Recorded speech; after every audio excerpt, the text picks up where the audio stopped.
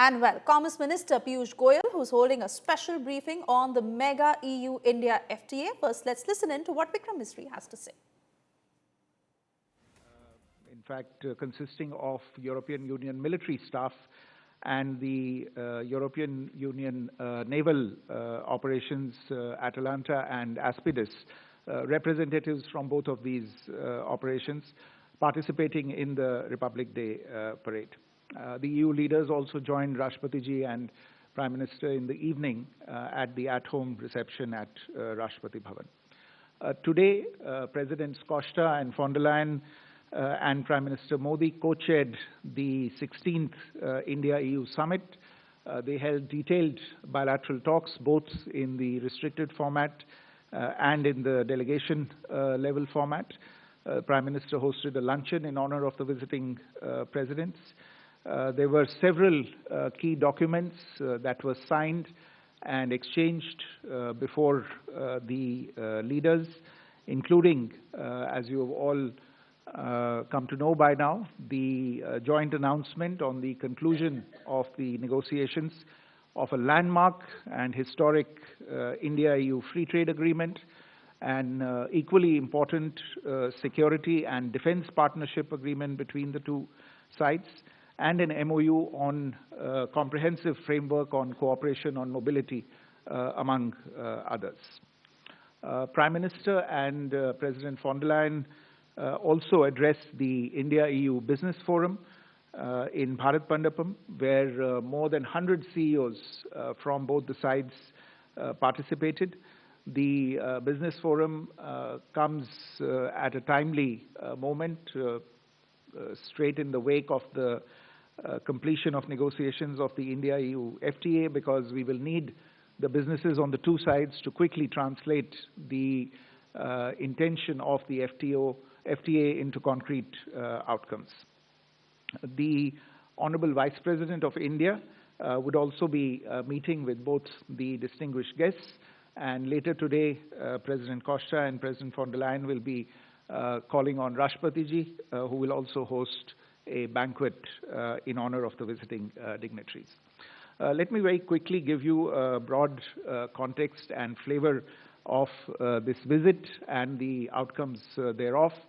The outcomes are deeply strategic in nature, and I would urge you to look at each of the outcomes for its specific significance in the overall scheme of things between India and the European Union. Over the last decade, relations between India and the European Union have grown steadily.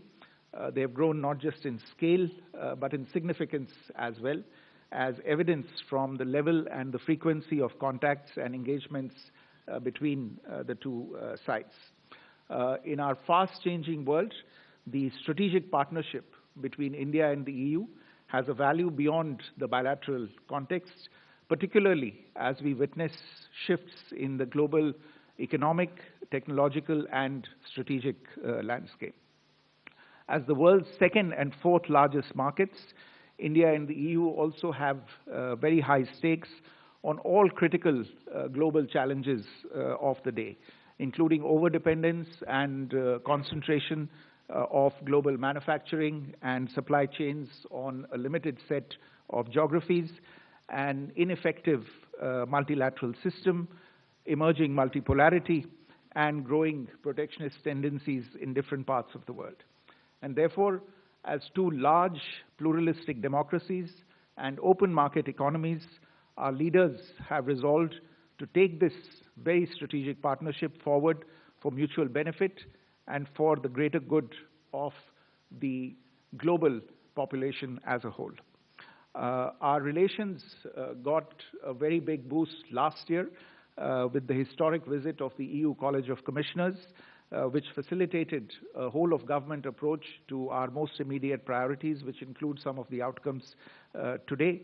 And in fact, we've seen very substantial outcomes today, underlining the strategic importance that both sides attach to the bilateral relationship and to further elevating the India-EU strategic partnership. Today's summit, the 16th India-EU summit, was held after a gap of about 5.5 years, and as I said, it is a milestone not only in terms of the outcomes, but also the quality of the outcomes, but also their numbers and the potential impact that they have. The leaders announced the successful conclusion of negotiations of the India-EU FTA. Trade and economic ties are central to this strategic partnership. EU as a bloc is one of the largest bilateral trading partners of India. Bilateral trade in 24-25 was close to $136 billion, with Indian exports of $76 billion and imports of $60 billion. Services trade between the two sides is around $83 billion. The FTA that was whose negotiations were concluded and announced today will have a transformative role. Beyond boosting bilateral trade, they will boost investment, strengthening of supply chain integration, and support of sustainable growth on both sides. It is important to note that despite these obviously impressive numbers that are already there in the bilateral context, there has always been enormous room for growth in the bilateral relationship, room that was hitherto unexplored and which will now be leveraged to mutual benefit by the two sides. A second very important outcome of today's meeting, especially in the overall strategic context of the relationship, is the EU-India Security and Defense Partnership, which was signed in exchange today. While we have defense and security partnerships with several individual EU member states, this framework agreement on security and defense issues between India and the EU will be a first. It will bolster our engagements in maritime security, on defense industry, on cyberspace, and on counterterrorism. Particularly, this would allow Indian defense companies to benefit from the opportunities arising from the EU's own very significant defense initiatives that are underway. The two sides have also announced the launch of negotiations for a security of information agreement, which again demonstrates the long-term and strategic view that the two sides are taking of their relationship. A third outcome that I would want to invite your attention to is the document towards 2030, an India-EU Joint Comprehensive Strategic Agenda, which is a new roadmap to reinforce our strategic partnership and set the trajectory for advancing the relations across multiple pillars. These pillars include prosperity and stability, technology and innovation, security and defense, connectivity, and people-to-people ties for the next 5 years. I would urge you to go into the details of this particular roadmap to see the depth of intensity and the breadth of coverage that we intend to bring to this relationship. Finally, the two sides also concluded an MOU on comprehensive framework on cooperation on mobility. This is again the first such mobility-related agreement that we are concluding at the EU level with any partner. For the EU, this is a first with any partner for them. The MOU will facilitate and streamline safe, regular migration, support skill development, and ease the movement of highly skilled workers, students, researchers, and seasonal workers who happen to be in occupations in demand between the two sides. The two leaders, in fact, emphasized that some of the strongest relationships between the two sides, between India and Europe, are built by the people-to-people contacts. Today, the Indian diaspora in the EU is over 1 million people. Indian professionals in Europe are making notable contributions in several fields, including information technology, healthcare, engineering, and finance. There are more than 100,000 Indian students in Europe who continue to pursue higher education in leading universities in the EU.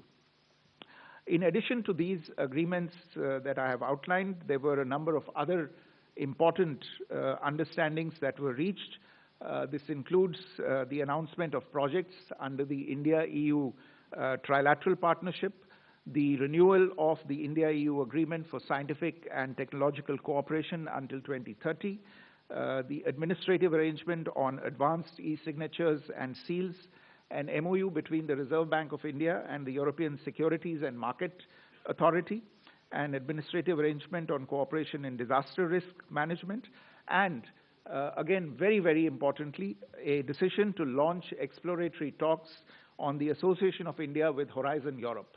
Horizon Europe is the world's largest public scientific research program, and India's association with this program can bring us great benefits in the future.